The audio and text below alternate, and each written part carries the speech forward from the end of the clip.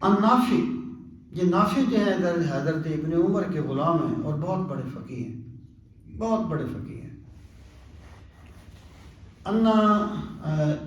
قالا، وہ فرماتے ہیں ان ابن عمر کان یقف عند الجمرتین الاولیین وقوفا طویلا، کہ حضرت ابن عمر رضی اللہ تعالیٰ عنہ پہلے 2 جمروں کے پاس لمبا عرصہ قیام فرماتے تھے، یعنی وہاں رک جاتے تھے۔ یعنی اس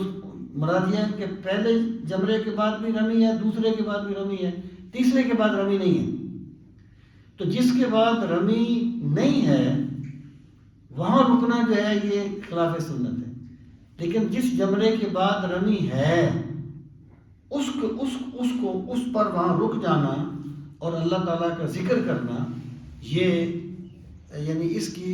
اسلام میں تحسین کی گئی ہے اور یہ چیز مسنون اعمال میں سے